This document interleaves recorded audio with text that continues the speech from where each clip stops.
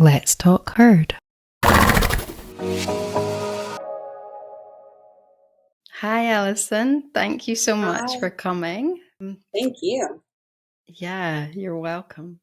So I was thinking before we started that we talk a lot about the spiritual awakening, like revolution with horses, and maybe not so much about the practical.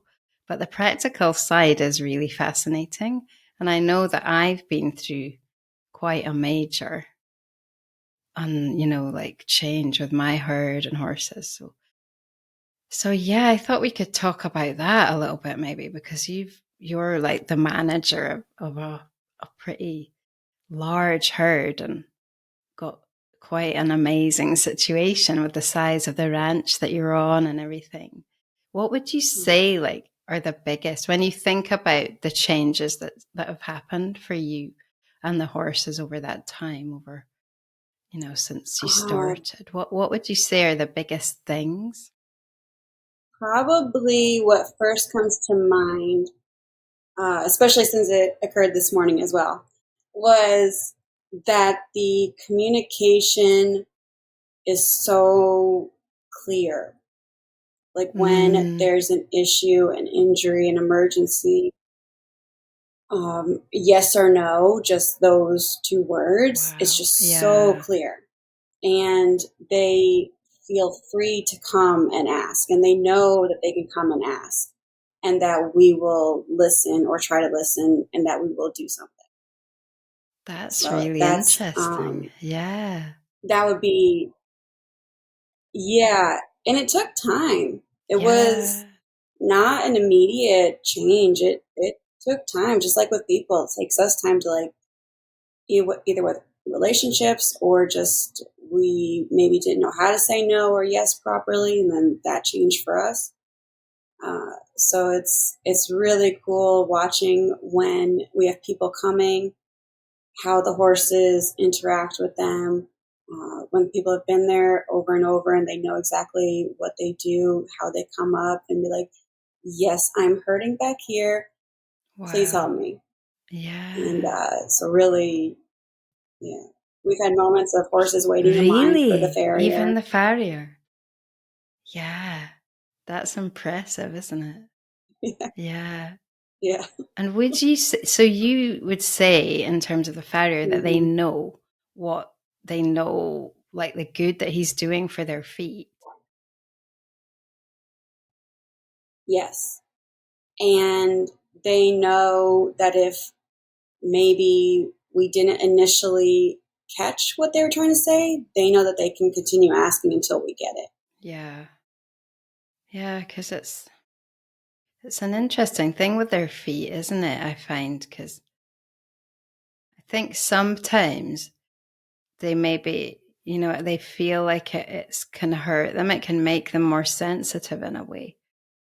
So you don't always know for sure that what's being done is actually making them immediately feel better.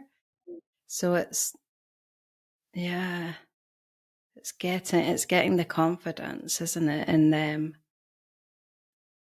Um, Probably each time we have a new horse come to the ranch or meshing of herds, um, the next time the farrier comes, it's always like, okay, we're going to do what we can do. And if they only need 3 feet done, they only get 3 feet done. So we do have a luxury Yeah, in the fact that the farrier comes every 2 weeks. Absolutely, we do have that luxury. yeah, And yeah. but it has allowed us to really hone in on that communication even more. And we had one horse that it took a full year before we could do all 4 feet Mm, at one trim. Before yeah, that, it yeah. was just asking and offering, and her saying no. Then it was okay, you could do this 1 foot, and then it was okay, you can only do half Mm, of that 1 foot, and so it was just a slow build. But it took a full year yeah. because she had come to us because she was upset with not being heard. Like when she was just talking nice and quiet, nobody was listening or respecting her Yeah. choices. And Yeah. so then she had to start screaming. Yeah. We do have a couple horses that do want to get their feet like trimmed every 2 weeks, and sometimes I have to be like, okay, Wow. we'll pick up your feet, but you really have nothing to take off. That's that's amazing. That is amazing. What are they, more Yeah. youngsters or older horses? Which ones feel like that? No, they're much more people oriented. They love people. They always want pets. They're the first ones to come up and say hi Yeah. and scratch me here. And so whenever we come out, they're Yeah. like, yes, I need my feet done too. I'm like, you were just done. Wow. That's so sweet. So do you think it's more like the connection that they want rather than their actual feet being done? I think Or for, do you think it's yes, for both? them and those situations, yes, it's that connection. But I have had Yeah. some who come up where they don't have that personality and they're like, I have an abscess brewing. I need this taken care of. Wow. Yeah. Wow. That's really cool. Yeah. Yeah. No, so how did you create that kind of relationship with your farrier that you can, I mean, I know that I think it is a man, so I'm not being, I'm not being Mhm. sexist, just assuming that it's a man. But have you, like, do you talk to him, or is he just like that with the horses? Like, how have you come to that? Because I know that's an issue for a lot of people, like finding someone who understands. Yeah. Sure. We've had many great conversations and many, Mm, even still now, it's just an ongoing thing. Just like with the horses, we're just always communicating. And it's not that he's mm, missing things, it's more of he's relying on me to keep him yeah. safe and to tell him if there's an issue so Okay. that he can fully focus on doing his Right. best work for that foot Yeah. and that So horse. you're acting as a translator Yes. Uh, or an yeah, the interpreter. conversation, he was very open to it and he trusted me with what we've already done. He's like, okay. I literally just asked him, I was like, please just give it a try. And he also had physical issues where he didn't want to fight horses. Whereas when he was younger, he would fight the leg Yeah. because that was just what you did. But as Yes. he got Yeah. older, and he's not old, No. but just getting older, Yeah. he doesn't want to hurt. Yeah. Yeah. It's like, yeah, he's kind of mellowing out.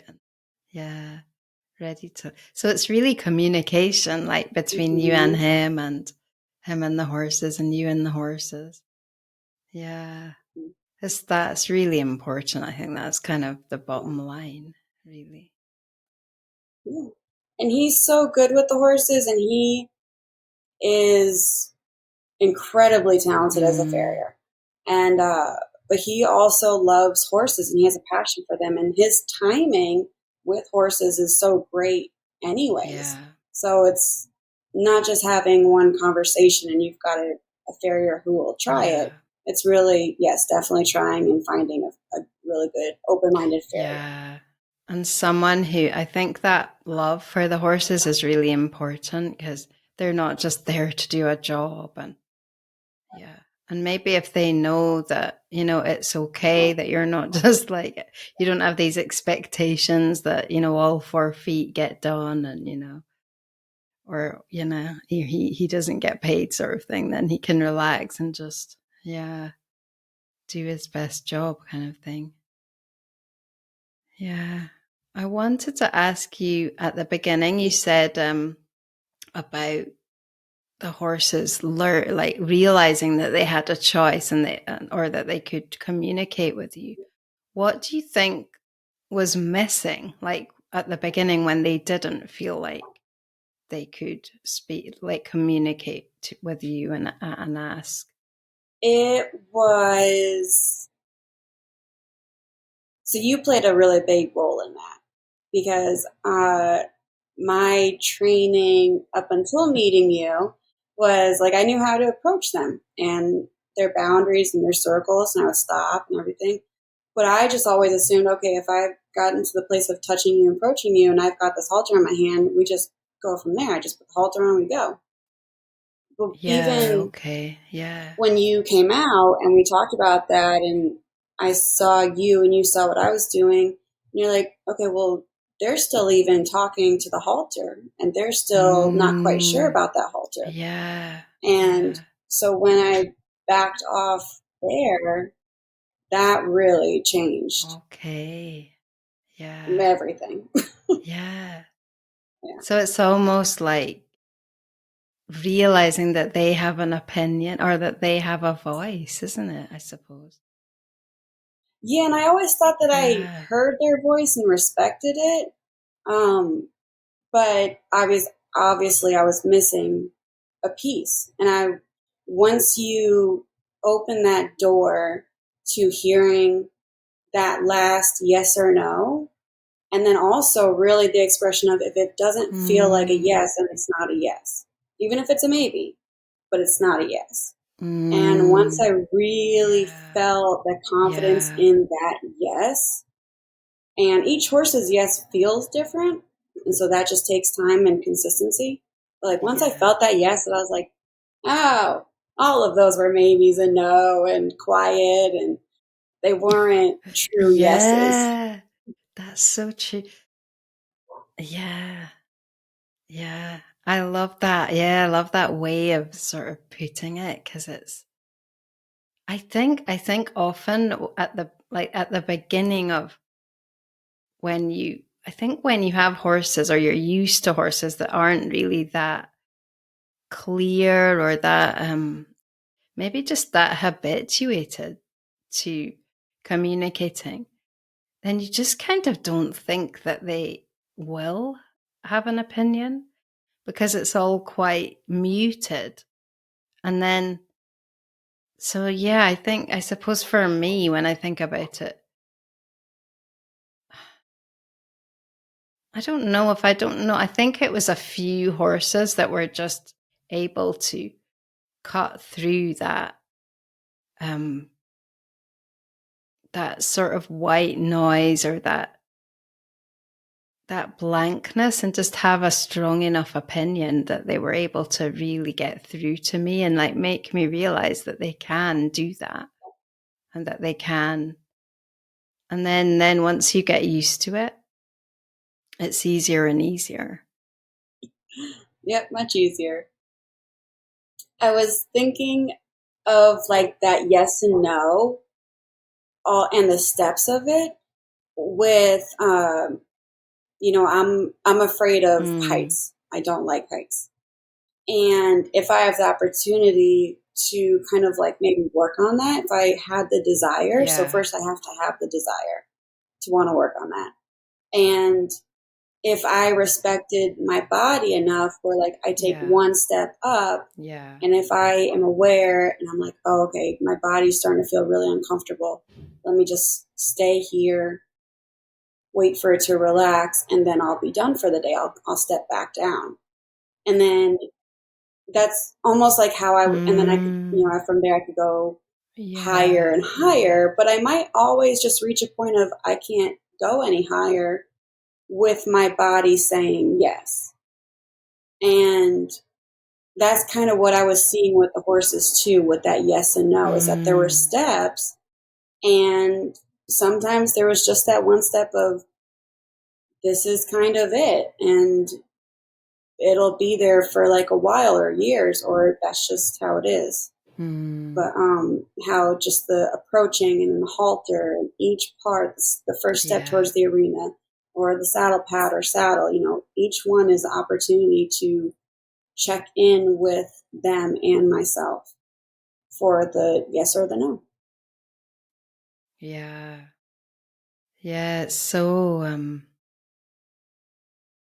such a fundamental part of the conversation in a way.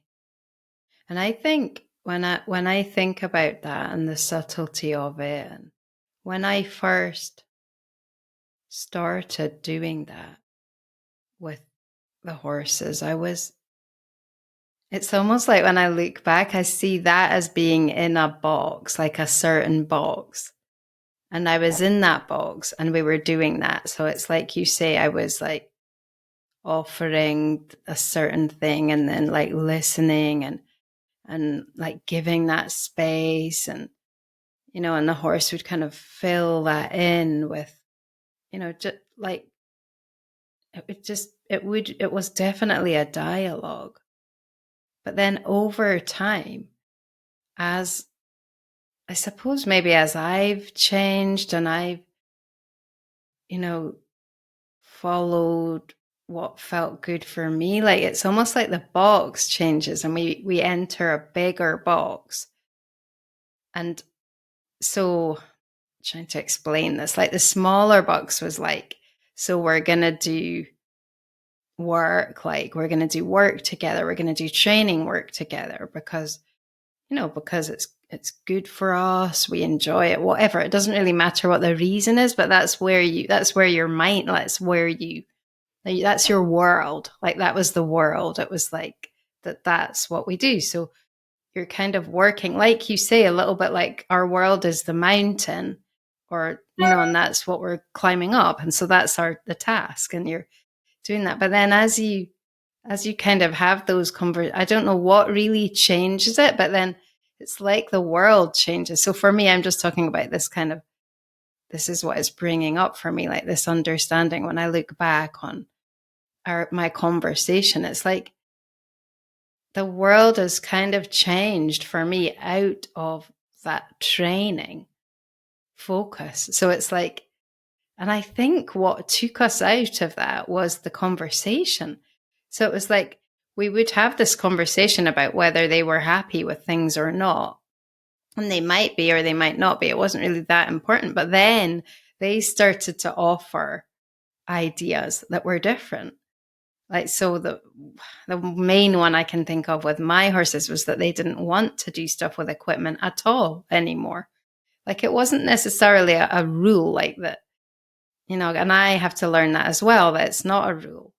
That just because we came to that conclusion on that, on that day, it might not be like that tomorrow, but it's like you can't awaken on one level without it all changing. And have you found that? Very long question. Have you found that in your work? Like, has your world, has your box Oh, for changed over sure. time? Absolutely. It's definitely changed.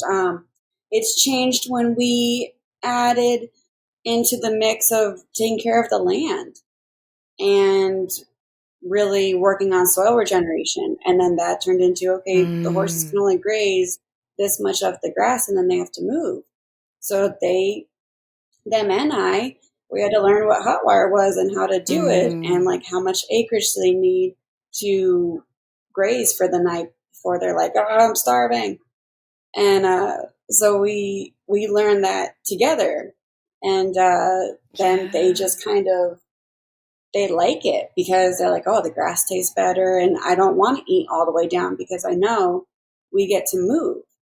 And so they've done a great job at just monitoring themselves, and yeah, it's been fun watching what they eat wow, first and how much, and it's yeah, so individualized because even yeah, for everybody, like you might be deficient in yeah, something that I have excess of, or vice versa.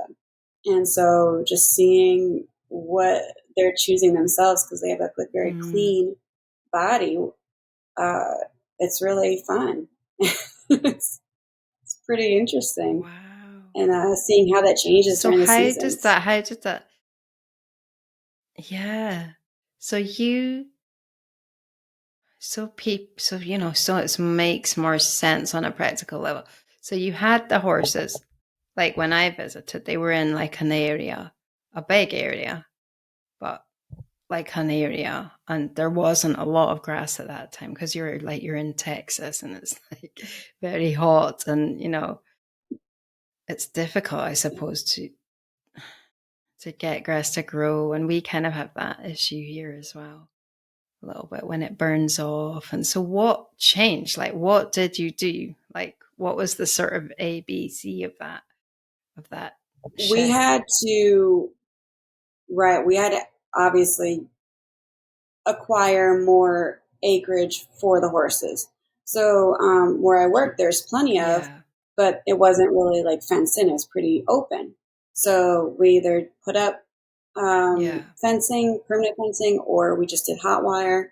And then I would just move them around and into different areas. And so, yes, with Mm, 40 something yeah, a bit horses, like it's a cows. lot of acreage that they need for year long eating Yeah. without needing hay. Wow. So they don't need hay So now. that was the first step. And then um, we, it depends. So, like, some of the horses don't get to move as often, so they get hay, either from being stallions Okay, or yeah. little minis, and they have their own stuff. Yeah. um, and Yeah. or then, like, if we are in the winter or super drought during the summer and we don't have any grass for the big herd, then yes, Mm, they'll get hay. But yeah. we've decreased Yeah. our consumption quite a bit by increasing our consumption of grass that was there. Yeah. Yeah. Wow. Yeah. So what made you discover, like, think of that? Like, why did you decide to start Uh, that kind of it herd? wasn't me necessarily starting, but it was a progression of, the holistic Yeah. aspect of where I work. And it just made sense to Mm, go there next. But the owner definitely was reading about it, wanted to do it without fertilizer, mm, trying to figure out how to use less hay yeah. and Yeah. no chemicals. And so that led to meeting some absolutely wonderful people who are very like minded. And Mm, they taught us and showed us and said, this is what we recommend you guys get trained in. And start start anywhere, and then you'll learn and you'll yeah. figure it out. And some groups of horses are really easy with Yeah. it. They respect the hot wire. Other horses know when the hot wire is turned off and that they can go and explore outside of Mm, their designated area. yeah. um, Yeah. and then the craziest part was when some of them couldn't actually see the high tensile wire, or if they were in a very big open field, they Ah. needed thick tape or thick rope wire, and they'll stop at that. But like the Mm, thin stuff, they'll just run wow, right through. yeah. Yeah, we had that before with with some of ours. They would run through like a wire. They couldn't see a wire. Yeah. Yeah, yeah, they couldn't see Yeah. it. But if like a thick rope is out and it's not hot, they'll see that, but they'll stop. Yeah. Yeah, it's just got to be wide enough for their vision. We kind of do what we can for the amount of land that we've got here. But I always when I watch things about regenerative farming and people who are into permaculture and everything with animals, they will say, I do tend to believe that it comes down, you do have to just have a certain amount of land. You have to have enough because just can't really. I mean, people say, oh, you can do it with an acre or whatever, but I don't know if that's really true. I think maybe. It's horses and cows are so different. Mm, Because if you have like 10 acres and a couple of horses, really not going to be enough, more than likely.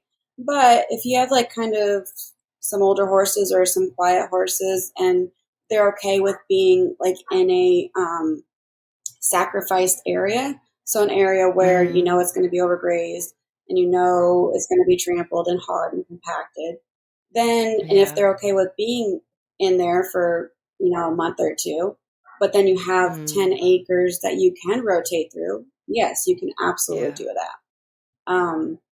But it does take acreage for sure. Yeah. And cows eat so Yeah. much less than horses. Yeah, yeah. And horses, he will eat so low down as well. And they sort of prefer that, don't they? Like it's certainly at the beginning. And I mean, I think mine do. They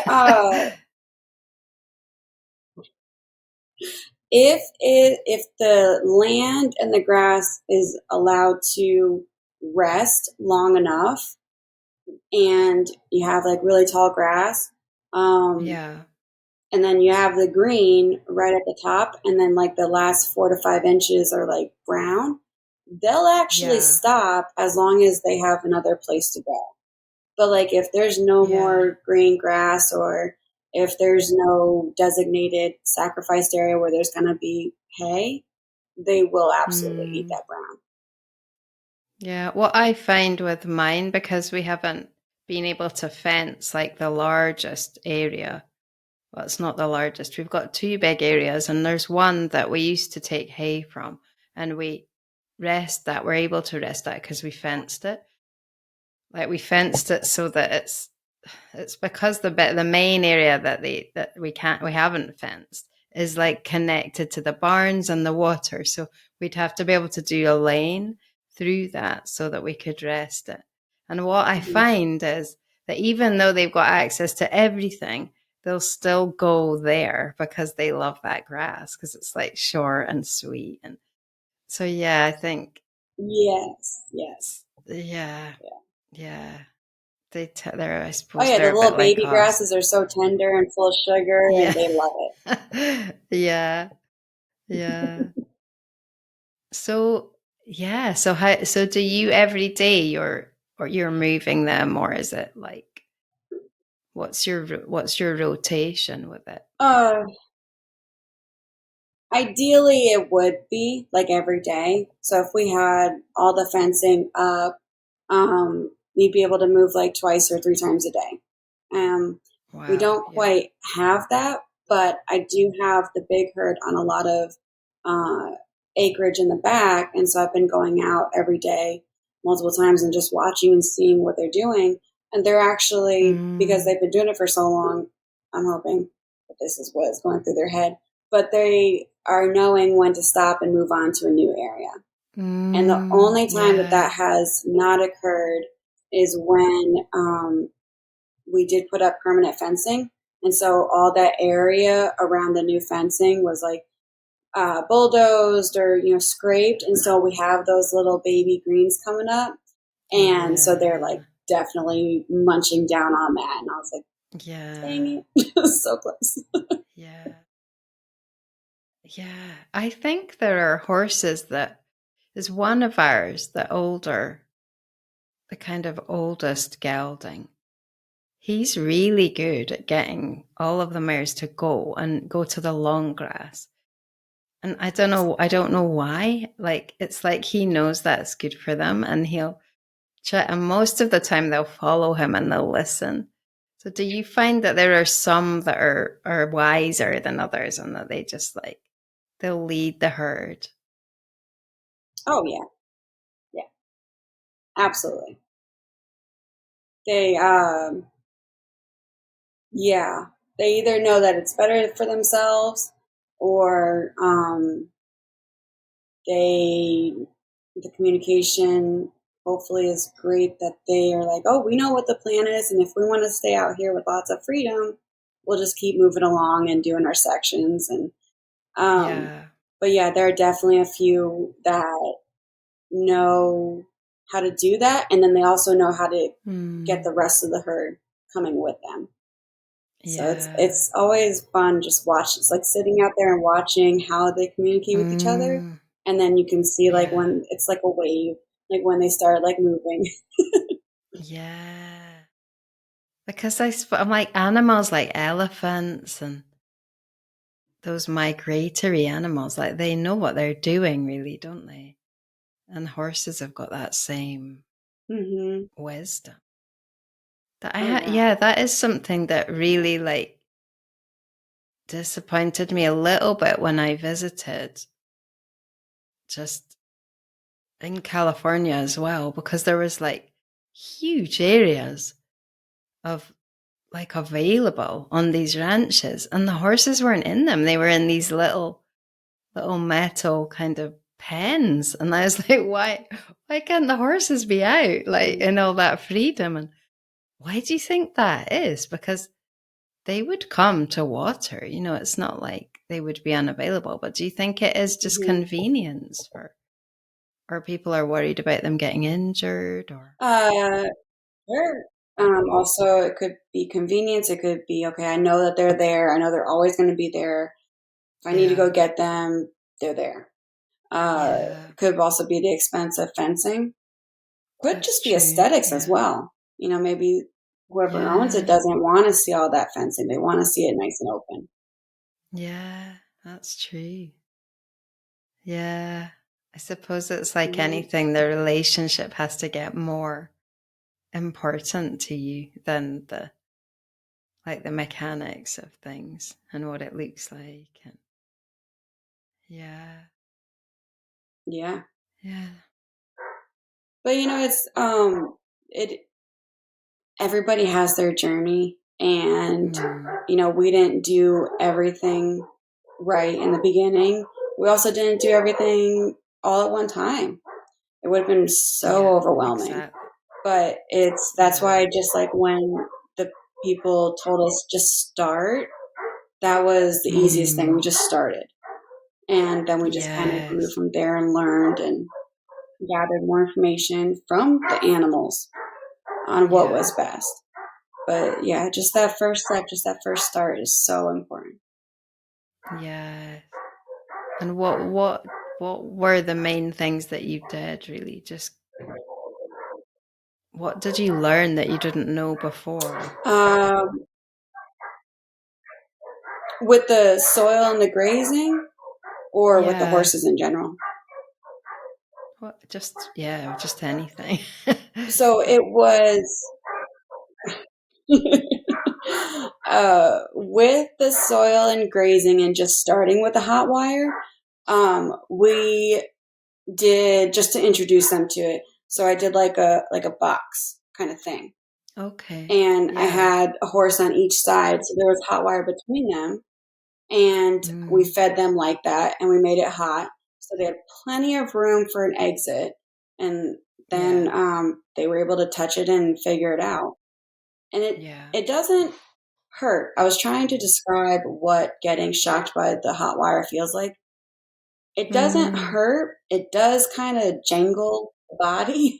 yeah. um, Yeah. and it could hurt if you're holding metal. That will hurt. I will say Yeah. that. Yeah. But it's much more of a deterrent than barbed wire. But I feel like barbed wire Mm, hurts more. So it's just interesting how yeah. our bodies and the cows and the horses don't want to touch it. No. I think it's the shock of the electricity. So was that the first time you'd worked with Hmm. electricity with the horses? Yes. Yeah, Yeah. because that's quite, yeah, I suppose it's quite common in Europe that people use that. So and they do Oh, tend that's to, interesting. I yeah, didn't know that. yeah, it's quite, we've got, yeah, I mean, I think we've got some solid fencing, but the larger areas are electric.